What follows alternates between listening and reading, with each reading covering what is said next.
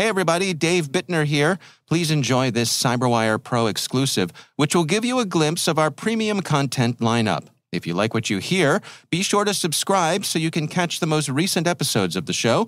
Listen ad-free, plus get essays, transcripts, and more exclusive bonus content with CyberWire Pro.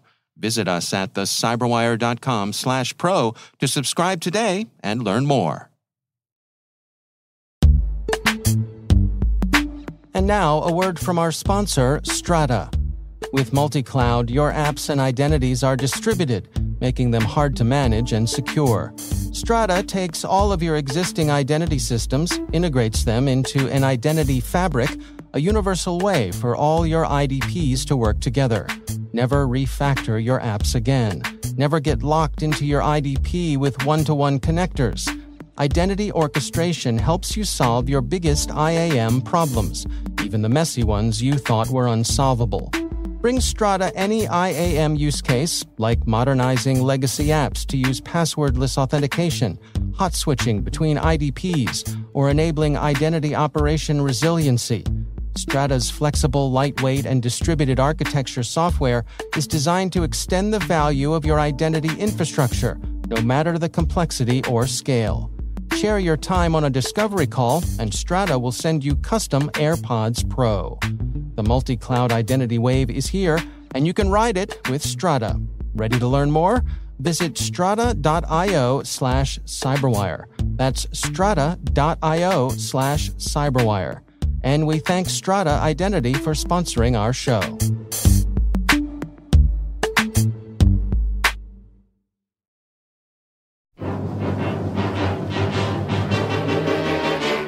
You're a mean one, Mr. Grinch.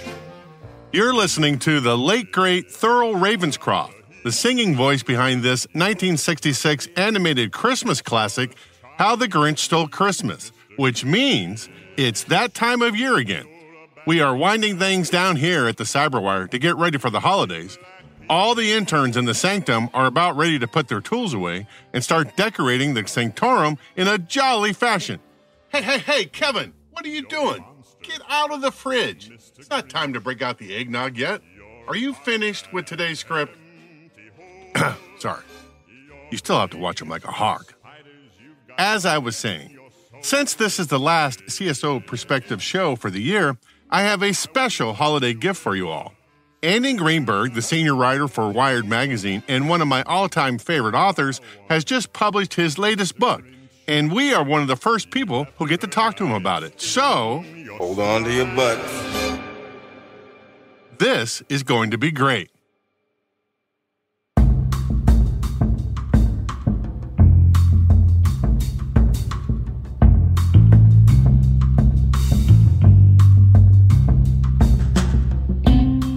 My name is Rick Howard, and I'm broadcasting from the CyberWire's secret Sanctum Sanctorum studios, located underwater somewhere along the Patapsco River near Baltimore Harbor, Maryland, in the good old US of A. And you're listening to CSO Perspectives, my podcast about the ideas, strategies, and technologies that senior security executives wrestle with on a daily basis. Andy Greenberg is a longtime tech and security writer and has been working for Wired magazine since 2014. He's also an author of 3 books, one a New York Times bestseller in 2012 called This Machine Kills Secrets about WikiLeaks, a second in 2019, a Cybersecurity Canon Hall of Fame book called Sandworm about the Russian cyber attacks against Ukraine from 2014 to 2017, and now a third called Tracers in the Dark, the Global Hunt for the Crime Lords of Cryptocurrency that just came out this year. Andy, thanks for coming on to talk about your book. Thank you so much for that, Rick. I really appreciate, I appreciated your review of Sandworm, and I'm really glad to be talking about this new one. So I want to congratulate you on this book. I just finished reading it, and I have to say, it's the best cybercrime book I've read in over 5 years, easily. I would place it on the same shelf with 2 other Cybersecurity Canon Hall of Fame books on cybercrime, Future Crimes by Mark Goodman and Kingpin by Kevin Paulson back in 2011. Can you give the audience a summary of what the book is about? Sure.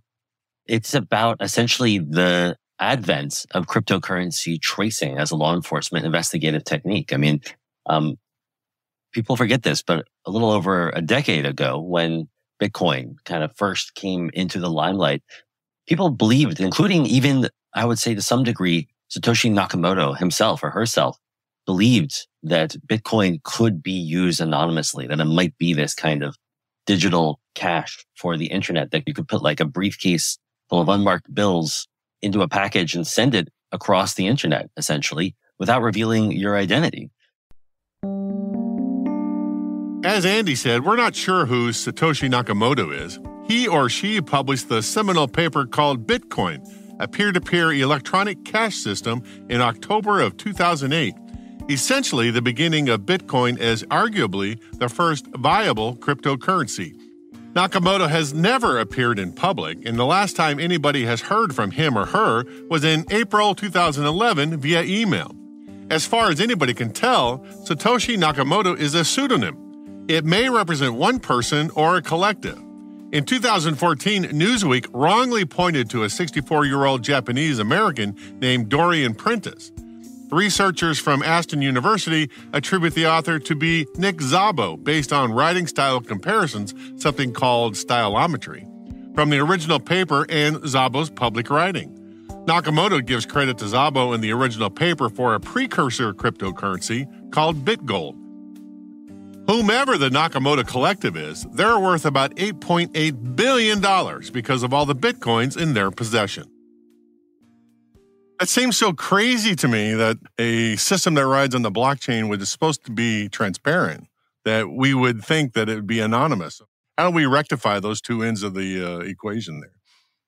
Well, we can get into like how cryptocurrency tracing works, which is such a big part of the techniques used by the main players in this book. But back in 2011, when I wrote the first print magazine piece about Bitcoin, I'm guilty of this too. I believed that Bitcoin could be used anonymously because, yes, there was this thing called the blockchain that recorded every single Bitcoin transaction. But those transactions, as they were listed there, only seemed to be between Bitcoin addresses, these like long, inscrutable strings of characters. And there were no identifying details on the blockchain. If you couldn't figure out who somebody's addresses were, then how were you going to follow their money or identify their transactions? And that seemed to have convinced even Satoshi Nakamoto wrote in the first email to a cryptography mailing list introducing Bitcoin that participants can be anonymous, in quotes. Even Satoshi believed in this potential anonymity or untraceability of Bitcoin. And that soon led to its use on the dark web on sites like the Silk Road.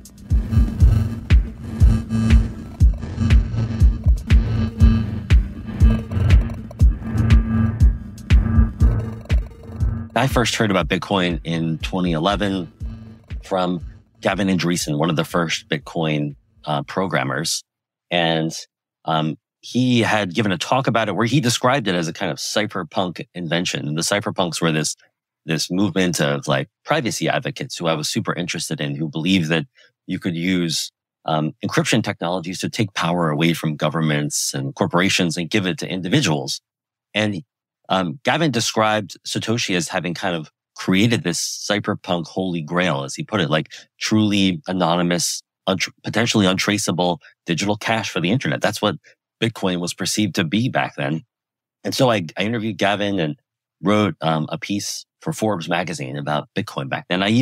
But I did even like try to get comment from Satoshi, who back then had not yet disappeared. And Gavin even relayed a message to Satoshi for me. And I included in the story, like Satoshi Nakamoto declined to comment, which I think is maybe like the only media story that ever had that phrase in it, because he actually did decline, or she or they or whoever Satoshi is. Because we don't know, right? Nobody knows who Satoshi is, right? That's the whole game here. But this is like the funny thing about it. Satoshi wrote, participants can be anonymous about Bitcoin. And it has since turned out that may be true in a sense, but only in the sense that Satoshi himself has remained anonymous, and almost no one else ever has been able to use Bitcoin anonymously, it turns out. I mean, the story of this book is about how over the last decades, it slowly became apparent that, as is now clear to you from what you just said about the blockchain, that Bitcoin is incredibly traceable, that it is actually far more traceable once you know kind of like how to crack the code of the blockchain Bitcoin addresses than even the traditional financial system. And a small group of detectives who are really the main characters of this book figured this out. I mean, first in the sort of research world, then the tech industry, then law enforcement. And this group kind of went on just a spree of one massive cyber criminal takedown after another, each one bigger than the last, that, kind of still is persisting to this day. I guess that's the takeaway from the book. If there's any doubt in anybody's mind today, I think we can wipe that away. That cryptocurrencies, specifically Bitcoin, but others for sure, we can use the same techniques. Not all of them, I would say, but almost all of them, except the ones that are specifically designed. I think you're about to get to this. That to foil that kind of tracing, like Monero and Zcash or others that are, we call them privacy coins. But everyone that's sort of based on a blockchain, like the sort of traditional blockchain, the way that Bitcoin is, they turned out to be not only traceable, but given the way that they were perceived originally, almost like a trap for people seeking financial privacy and for all kinds of criminals. So the technique's called Chainalysis. Is that right? Well, Chainalysis is the company. Chainalysis is this, sorry to interrupt, but Chainalysis is this, the tech startup that has become kind of the world's leading purveyor of cryptocurrency tracing tools and services. They're now, the Chainalysis' origin story is a big part of this book. The way that they figured out how to trace cryptocurrency, and then they and now a whole industry of companies like them are playing this cat and mouse game with all of these cryptocurrency users and criminals trying to stay a step ahead. So I'm glad you clarified that, because I was thinking Chainalysis was the name of the technique they were using, but you're right, that's the name of the company that developed a lot of these algorithms. Is there a different name for the technique that they are using, or is it just a bunch of different techniques that this company uses? Well, I think that the techniques as a whole are called blockchain analysis, which is where I guess the name Chainalysis comes from, the company. But yeah, the Chainalysis adopted a whole bunch of techniques and built them into a kind of slick piece of software called Reactor that became this very powerful tool in the hands of law enforcement. But those techniques really came from, or at least originally, the sort of most kind of core techniques that Chainalysis built a company out of came from the research world, and specifically from the work of one University of California, San Diego researcher at the time, Sarah Mickeljohn, who in 2013, a couple of years after the appearance of the Silk Road, and when I first discovered Bitcoin, she and her co-authors published a paper that laid out these really surprisingly effective techniques to trace Bitcoin, which was, and of course, really to trace cryptocurrencies of other kinds as well, but Bitcoin was the big one back then. For those that can't remember, the Silk Road was the name for an online black market founded in 2011 by Ross Ulbricht, hacker name The Dread Pirate Roberts, a nod to the famous movie The Princess Bride. His site facilitated the transactions of all kinds of illicit material, mostly drugs, and were hidden by the encrypted Onion Router Network, or the Tor network, where network transactions were scrambled and obscured by the underlying Tor technology. The FBI shut it down in 2013, and Ulbricht was convicted of 7 charges related to Silk Road in the U.S. federal court in Manhattan, and was sentenced to life in prison without possibility of parole. He's currently starting his 10th year in prison.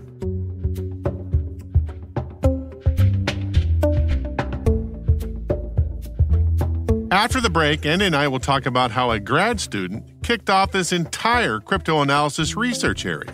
Come right back.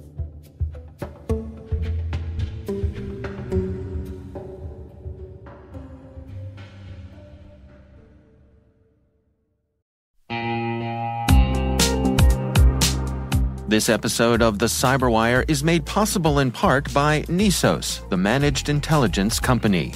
At Nisos, they help enterprise businesses achieve better risk insights and outcomes by delivering threat intelligence as a managed service. At Nisos, you can rely on their people, process, and technology to help you control costs while improving your defenses. They help you respond to threats faster and more effectively through assessments, monitoring, and investigations. Learn more about Nisos at Nisos.com. That's NISOS.com.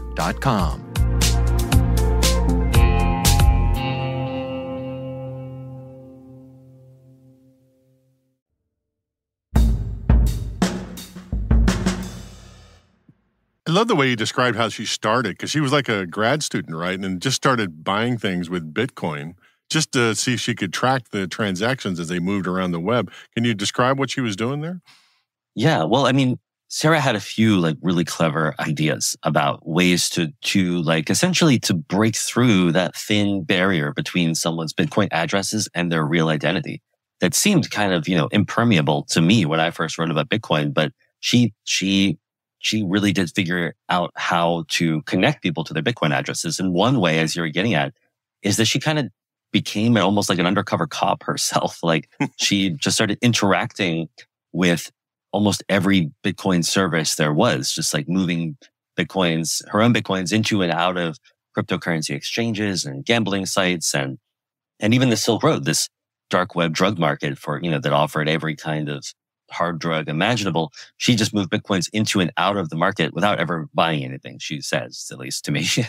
And that allowed her she could see her transactions, and then she could see on the blockchain, she could match up the blockchain transactions with the ones that she knew she had made, and therefore start to identify some of the addresses of these services.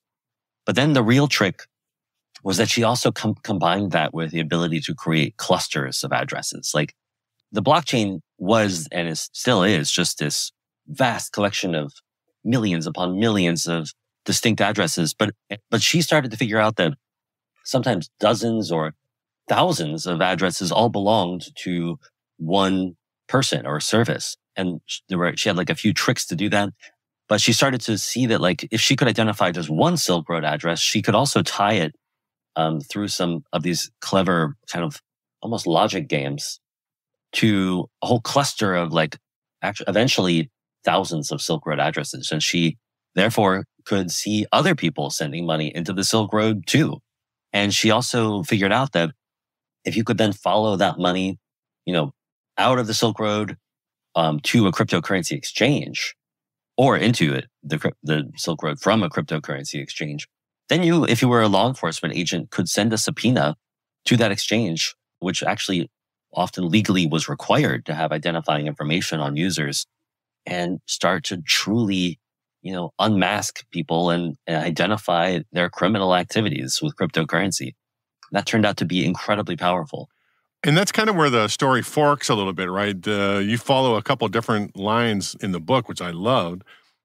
The IRS has a big play in this, and the company we were talking about, Chain Analysis. So let's talk about the IRS piece of this. How did those guys get involved in this kind of analysis in the criminal world? Well, it all starts with this one guy who is really, if anybody is, the main character of the book. It's this guy, Tigran Gambaryan. Mm-hmm. And he was he worked within IRS, but within the IRS Criminal Investigations Division, which is this interesting part of IRS. Which I didn't even know they had until I read your book. It's like, wow. Yeah, I sort of had barely heard of them myself until I got into this story. But they are this like little known, law enforcement agency, their own kind of little FBI or something within IRS.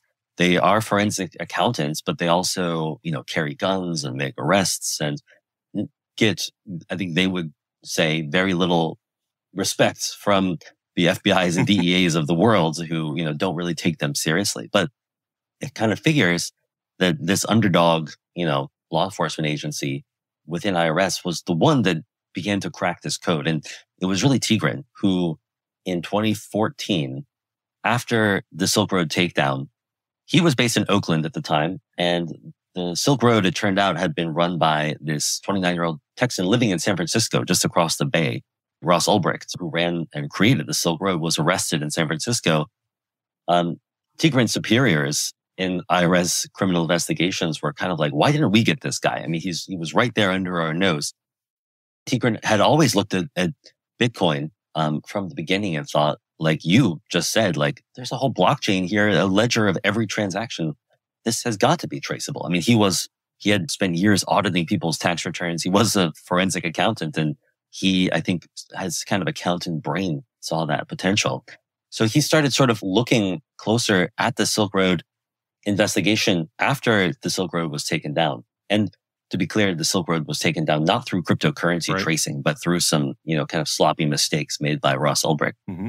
And T. Green got a tip from a cryptocurrency exchange that this guy, Karl Mark Force, was cashing out hundreds of thousands of dollars worth of Bitcoins of unknown origin through this exchange.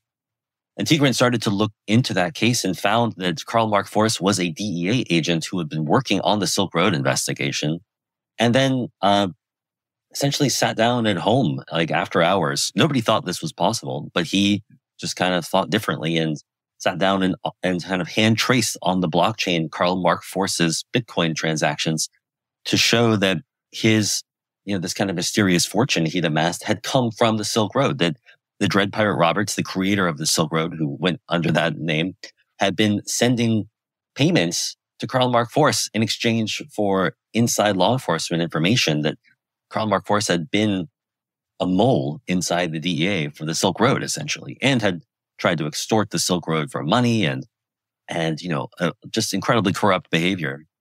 So the story twists, which is fantastic that there's a corrupt cop at the end of this that the IRS guy is tracking just by doing manual analysis of the blockchain, right? He Totally. wasn't writing programs to do it, right? He was doing it manually. Right. I mean, this was in the days before Chainalysis. Yeah. And T. Green was just really doing this on his own.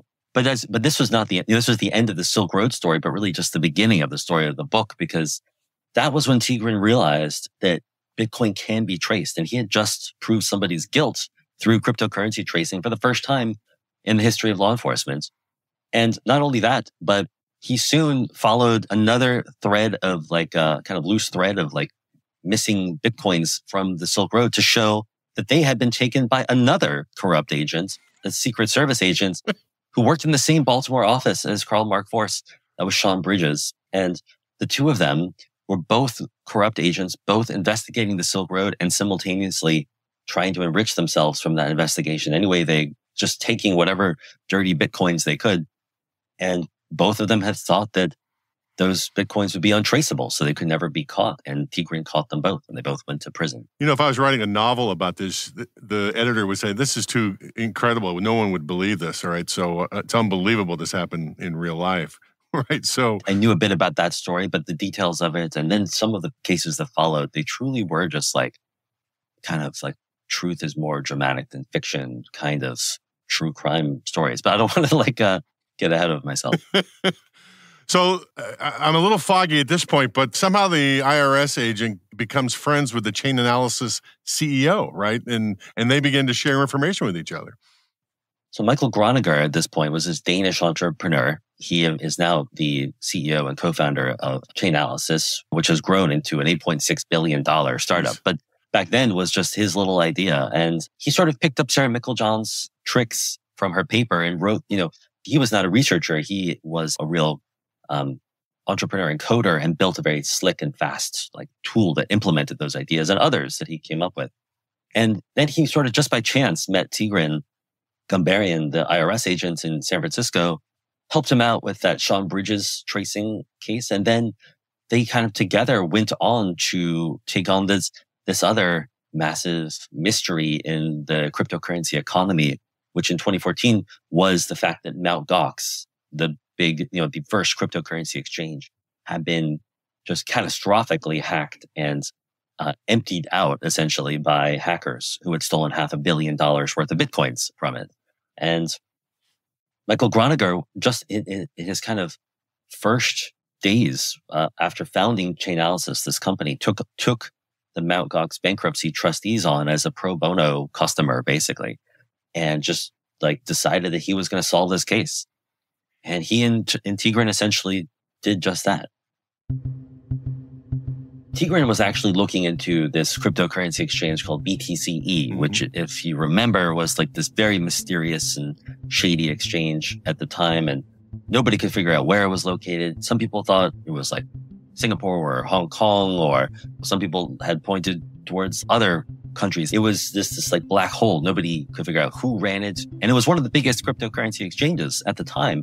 And also anybody could use chain analysis or cryptocurrency tracing tools to see that tons of dirty money was flowing into it from ransomware, which was just starting to be a thing back then, and dark web drug markets like that had replaced the Silk Road. And so Tigran started to look into BTCE, and the amazing thing turned out to be that BTCE had been founded by this Russian guy named Alexander Vinnik, who Michael Groninger, through cryptocurrency tracing, proved was part of the group of hackers stealing the Mt. Gox fortune. This guy, Alexander Vinnik, allegedly at least, had amassed so many Bitcoins from that heist that he had created his own exchange, BTCE, just for the purposes of laundering this fortune.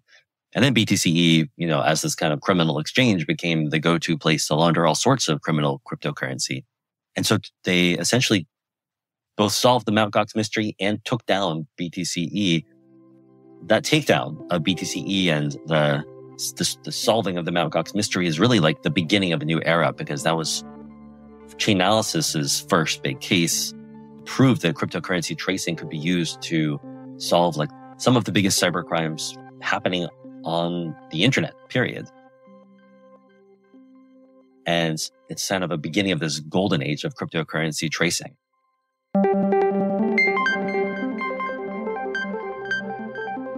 The rest of the book, I tell these bigger and bigger stories of law enforcement wins, the takedown of Alphabet, this dark web drug market that's 10 times the size of the Silk Road, and the welcome to video child sexual abuse video dark web market. All of that was taken down through cryptocurrency tracing.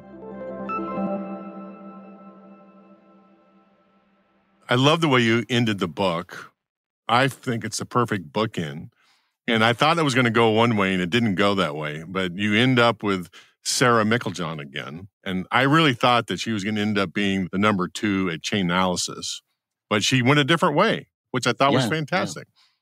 I didn't want to just leave readers with the impression that financial surveillance is 100% good, or, that it's not an ethically complicated thing. It is, And luckily for me, like Sarah Meiklejohn, who begins this whole story with the techniques that she invented, she also serves as kind of a conscience of the story, because she was always very ambivalent about the fact that what she had created had been adopted by law enforcement and used in these incredibly powerful surveillance operations. And as you say, like, I hope it's not a spoiler to say that, she had, in one of the final scenes of the book, she was offered a job by Michael Groninger, who had created Chainalysis, and it was very quickly growing. And if she had taken that job, she probably would have made a fortune. Rich beyond her wildest dreams, yeah. But she did not take that job, and she turned him down. And she told me that it was because she just didn't want to be, as she put it, a cyber narc for a living. That was what her academic advisor had once joked about it, called her as a joke, and when she was tracing cryptocurrency. And her Bitcoin tracing work, she saw it as a kind of public service announcement, like a sort of a warning about the fact that Bitcoin was anything but private. But she didn't want to be on the side of the cats in this cat and mouse game. She wanted to kind of like remain outside of it. And she sees that, I agree with her, that there is a real need for anonymity technologies for journalists and dissidents and activists and people in repressive regimes. And the fact that, cryptocurrency was once held up as a way for those people to evade financial surveillance. And the fact that it has turned out to be the opposite of that is in some ways tragic, even though cryptocurrency tracing was also used to take down a bunch of people doing bad things. So is that the takeaway, Andy? If I was going to boil the book down to the learning point, it's that Bitcoin specifically can be traced by law enforcement and governments now. So if you thought that you were anonymous there, you should change your mind, because you are absolutely not anonymous. Yeah, if you have to boil it down to one lesson, I guess that's it. I mean, there are now cryptocurrencies like Monero and Zcash that do things with their blockchains that are designed to foil tracing and work probably pretty well to varying degrees, depending on which one we're talking about. Yeah, but as you said in the book, the adoption rate for those is really small compared to Bitcoin and stuff. So we're not there yet. Right. And there may still be vulnerabilities Yep. in those that Chainalysis has figured out. They have a lot of money and smart people and a lot of competitors like trying to one up them and find new ways to trace cryptocurrency. So, that cat and mouse game continues. But I appreciate you trying to boil it down to like a lesson, but really it's more like once I saw that Bitcoin and the cryptocurrency could be traced, it turned out that created just like an incredible decade-long true crime drama, just a crazy story that had never really been told, and I couldn't believe how much there was to tell, and also just like a lot of really interesting ethical questions about the role of anonymity in society and the role of surveillance. Well, it's good stuff, Andy. And I said at the top of the show that it's the best cybercrime book I've read in a long time. So my hat is off to you.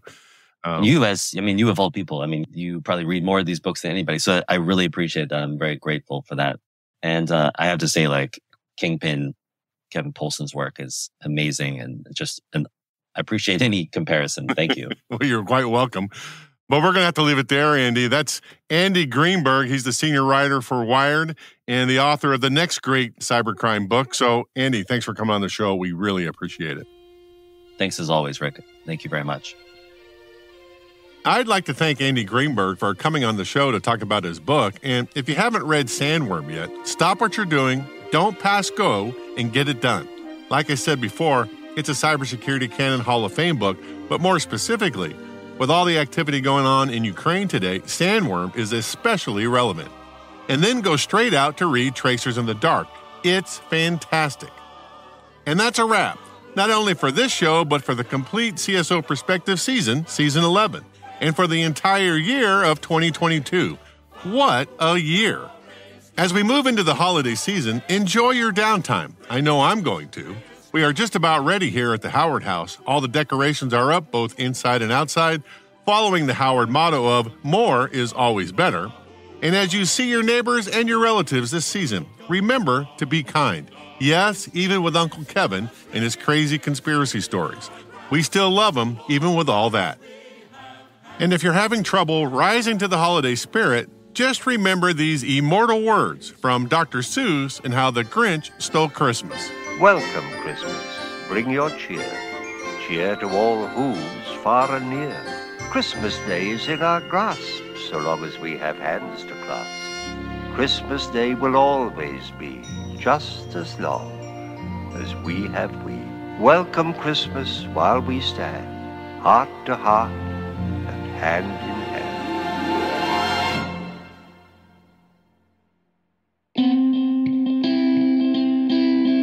The CyberWire CSO Perspective is edited by John Petrick and executive produced by Peter Kilpie. Our theme song is by Blue Dot Sessions, remixed by the insanely talented Elliot Peltzman, who also does the show's mixing, sound design, and original score. And I'm Rick Howard. Happy holidays, and we'll see you in the new year.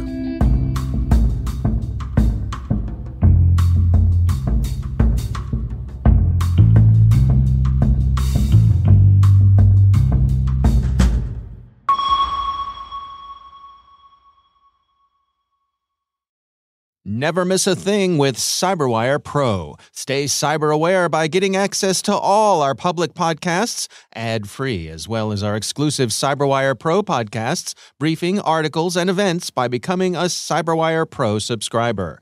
Get actionable reporting, analysis, and insights on global events occurring in the cybersecurity industry at your fingertips. Visit thecyberwire.com/pro to subscribe today.